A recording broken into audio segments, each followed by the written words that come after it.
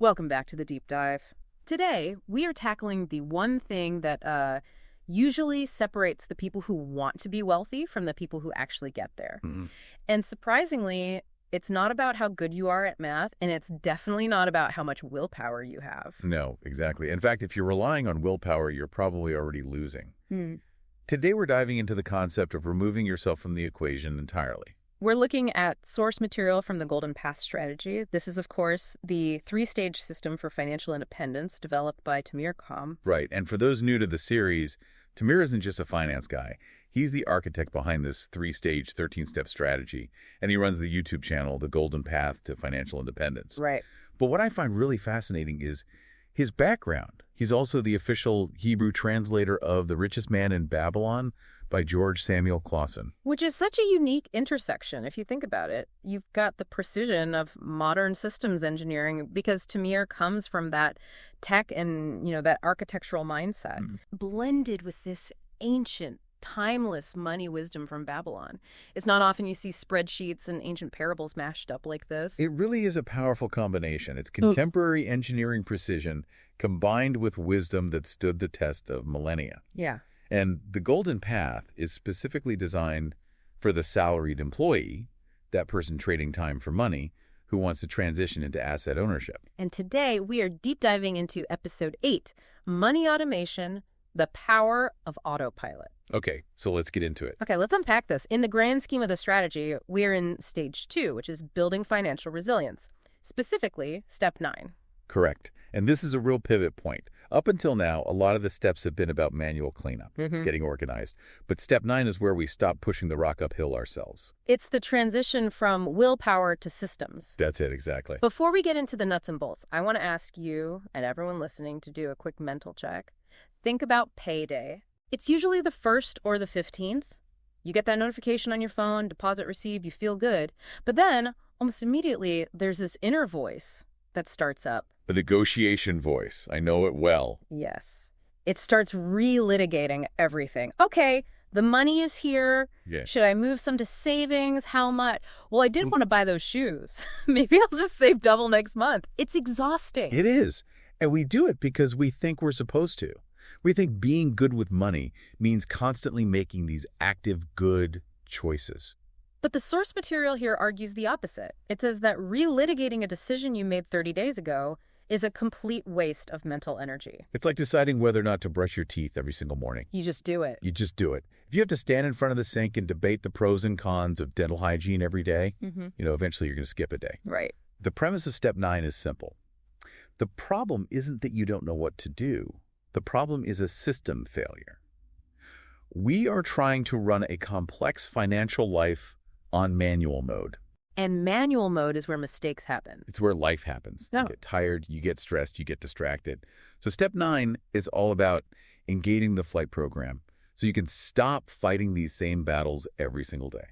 Okay, let's dig into the why a bit deeper. Because I think most people believe that if they just tried harder, they'd save more money. Right, the willpower myth. But the research on decision fatigue suggests it's pretty much physically impossible. It really is. I mean, think of your willpower like a battery. Every single tiny decision you make drains it a little.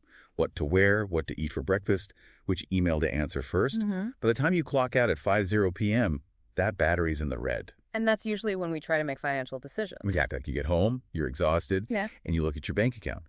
If you haven't already moved that savings money, your brain, which is just craving dopamine and rest, is going to choose the path of least resistance. Which is spending, or just doing nothing. Oh. It's that end-of-month trap. I've definitely been there.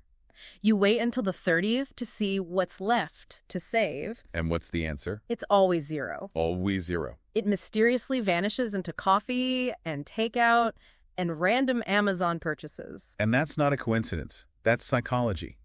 If the money is accessible, your brain will find a reason to use it. This is the key insight for this whole deep dive. Inconsistency with money is not a moral failure. That's a huge point. You aren't a bad person because you didn't save. You just have a bad system. Financial independence isn't built by motivation. It's built by mechanisms. I love that distinction. Mechanisms, not motivation. Motivation is fickle. Mechanisms just work. Right. This ties back to the identity shift we've been tracking through this whole series, that shift from employee to asset owner. This is the philosophical core of the golden path. An employee mindset, or the firefighter mindset, as the material calls it, is reactive. If you're standing there with a hose waiting for a fire. Exactly. Oh no, a bill came in. Spray water. Oh no, the car broke down. Spray water. You're constantly managing crises. And there's a certain, a rush to that, isn't there? It feels like you're doing something important. I managed the budget this month. It was close, but I made it. It feels like work, but it's incredibly inefficient. Now, contrast that with the architect, the asset owner. The architect doesn't want to hold the hose. They want to install a sprinkler system. They want the fire put out before they even know it started. Precisely. The asset owner refuses to be a manual worker in their own financial life. They design a process that runs on its own. It's a higher level function. It is. It's not laziness to automate your bills. It's intelligent design. You're saying, my time and my future are too valuable to leave this up to how I'm feeling on a Tuesday afternoon. Okay, so let's place this in the narrative of the series. We use this rocket launch analogy. Where exactly are we on the launch pad? So, quick recap of stage 2. We've stabilized the ship. We've built the emergency fund. Those are our safety systems. We've attacked bad debt that's dropping the dead weight. The engines are primed. They're primed. And step 9 is the moment the commander says, engage flight program. That's a great visual. The pilot actually takes their hands off the stick. Yes. In a real rocket launch, the astronauts aren't steering with the joystick. The guidance computer is doing all the tiny micro-adjustments to keep them on the right trajectory. To get them to orbit. That's what we're doing here. You are activating a navigation plan that keeps adjusting your path toward financial independence even while you sleep. So if I'm the pilot and I'm ready to let go of the stick, what is the guiding principle here? What's the rule of thumb? The rule is this. If a financial decision is repetitive, you should only make it once. Only once. Think about it. If you have to pay rent every month, why are you deciding to pay it every month? If you want to be rich in 20 years, why are you deciding to invest every month? You make the decision one time. One time. When you are calm and rational, and then you build a system to repeat that good decision for you forever. You're making the right choice, the default choice. Exactly. You are designing the path of least resistance so that saving becomes easier than spending. Right now, for most people, it's the other way around. Spending is easy, saving is hard. Automation flips that friction. Okay, let's get tactical. What does this machinery actually look like? The source material highlights the big 3 mechanisms. What's number 1? Number 1 is the most important one. It's automatic transfers. Some people call it pay yourself first. And how does that work, like physically? You set up a standing order at your bank. The moment your paycheck hits, let's say on the 1st of the month, the system automatically strips out your savings and investment money and moves it to a separate account. Before I even wake up. Before you can see it, before you can get emotionally attached to it. So if you earn, say, $5,000 and the system moves $1,000 instantly, your brain just sees a balance of $4,000. And here's the magic. You will naturally adjust your lifestyle to live on that $4,000. It's Parkinson's law, right? Expenses rise to meet income. So you artificially lower your available income? And you force your expenses down without really feeling the pinch. The money never looks available, so you don't even think about spending it. You're basically tricking your own brain into being disciplined. It's a great trick. Okay, mechanism number 2. Automated bill pay. This is for your fixed expenses. Rent, mortgage, utilities, internet, insurance, all that stuff. This one seems so obvious, but so many people still pay these manually. They do, and they pay what I call a stupid tax for it. Late fees, missed payments, not to mention the stress of, did I pay the electric bill? Oh, it's just unnecessary mental load. Totally. The goal of the asset owner is to clear the mind. By automating bills, you eliminate all that frantic calendar checking. The bills just vanish, and the services stay on. It turns a chaotic shout into a quiet background hum. I like that. So what's the third mechanism? Continuous investing. Now, we haven't fully entered stage 3 yet, which is where we really dive deep into investing strategy. But setting up the plumbing for it happens now. This is about setting up recurring buy orders. Yes, whether it's into your 401k, an index fund, whatever your vehicle is, you set a recurring contribution. This is crucial because it removes 2 really dangerous things from the equation. Emotion and market timing anxiety. Oh, the market timing trap. The market is too high, I'll wait. The market is crashing, I'm scared to buy. Yes, automated money doesn't have emotions. It doesn't get scared when the news is bad. It doesn't get greedy when the news is good. It doesn't walk past a sale sign at the mall and think, maybe I'll skip my 401k contribution this month. And better buy that TV. It just executes. It's relentless. It is. And over 10 or 20 years, that relentlessness beats genius every single time. You bypass the temptation to sabotage yourself. And that's where you get what the notes call mental quiet. It's the ultimate benefit. I really like that phrase. When you automate, you stop reacting to your banking app. You stop having that low-level anxiety in the back of your head.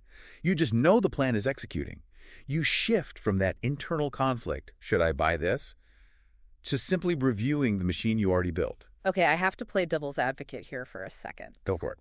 I can hear some people listening right now thinking, but if I automate everything, don't I lose control? What if I overdraft? What if something happens? That is the number one most common fear. Manual control feels safe. But we have to challenge that definition of control. Is staring at your bank balance and stressing out actual control? Or is that just anxiety? It's reactive. You're controlling the cleanup, not the direction of the ship. Exactly. Automation is actual control.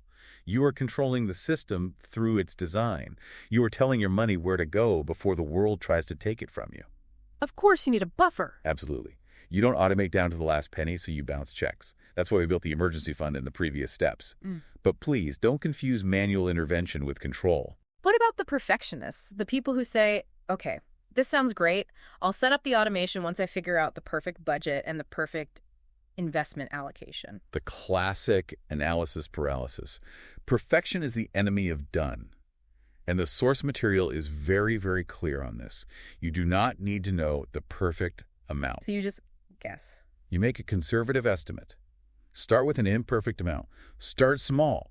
Automate $50 a month if that's all you can do right now. The point isn't the number. The point is building the pipe. That's it. You can always turn the dial up later, but if you don't build the pipe, the water never flows. And for the people who are intimidated by the tech side of this, I'm not a coder. I can't build algorithms. You don't need to be a tech wizard. This isn't about writing code. A system can be as simple as walking into your bank branch and signing a paper form that says, transfer $100 on the first. It's about order, not software. Exactly. So we're really shifting the mindset from, I need to see the money to decide what to do with it, to my system already decided for me. Yes. Seeing the money is the problem. If you see it, you feel rich. If you feel rich, you spend. We want to remove that temptation before it ever even hits your optic nerve. I want to bring this down to the ground level. We like to give listeners something they can do this week. So if someone is listening to this on their commute and they want to engage their flight program, what is the very first step? Okay, the challenge for this week is deliberately small. Do not try to overhaul your entire financial life in one Sunday afternoon. You'll get overwhelmed and quit. You will. So, baby steps. We want you to automate one financial decision. Just one. Pick a target. Pick one recurring pain point. Maybe it's that credit card bill you always seem to forget. Maybe it's starting a tiny $50 transfer to a new savings account. Okay. Log into your online banking. Select the frequency, ideally tied to your payday so the money moves immediately. Set the amount and hit activate. And then you walk away. Let it run. The goal here is just to prove the concept to yourself. You're validating that identity shift we talked about. You're proving, I am an asset owner. I design systems. It's amazing how much mental space clears up when you remove even just one recurring worry. It's addictive. Once you automate one thing and realize the sky didn't fall, in fact, life got easier, you want to automate the next thing and the next. That psychological win is worth more than the dollars in the beginning. And this really sets the table for what's coming next, doesn't it? Because you can't really save or invest consistently without this foundation. Absolutely not. Step 10 is building meaningful savings. You cannot fill a bucket if there's a hole in the bottom. Automation plugs the hole. Right. And looking further ahead to stage 3 investing, you can't be a successful investor if you're making emotional month-to-month decisions. Automation is the infrastructure. Everything else runs on these rails. It's the difference between hope and strategy. It is. In reactive mode, you hope you have money left over. In systematic mode, you know you will because the system prioritized it first. That is creating control through design. I love that framing. My system already decided it takes all the pressure off future me to be disciplined. Exactly. Past me, the architect already handled it. I'm being kind to my future self. That's a beautiful way to put it. You are protecting your future self from your present exhaustion.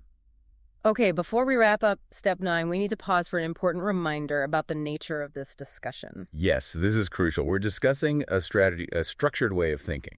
This is not financial advice. We're exploring the golden path, but your path might look very different. There are absolutely no guarantees in finance. The fact that this strategy worked for Tamir Kaham or works for others does not mean it will work for you in the exact same way. Everyone's situation is different. Your risk tolerance, your local economy, your family situation, it's all unique to you. So don't just blindly follow what you hear on a deep dive like this. Please don't. You must evaluate this independently.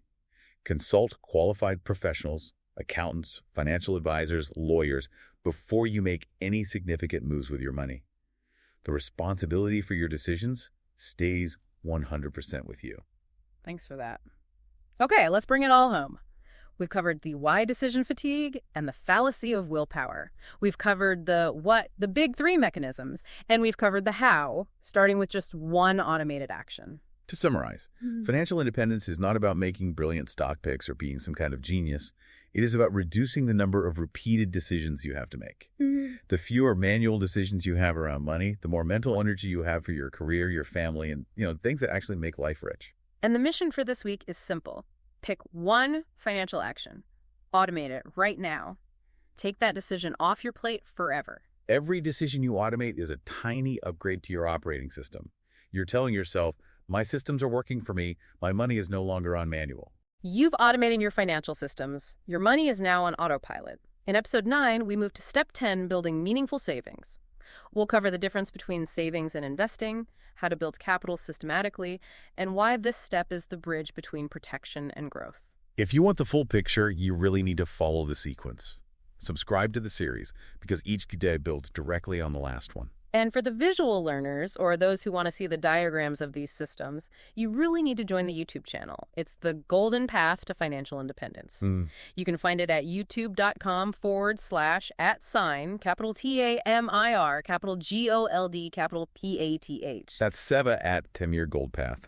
Or just search the golden path to financial independence on YouTube. It'll pop right up. See you in episode 9, where we build meaningful savings, the capital that bridges protection and growth. If today's logic brings order to your financial world, you're ready for the next level. One final thought to leave you with. If the system is the asset, then your consistency is just the output. Build the system, and the consistency will follow. See you next time.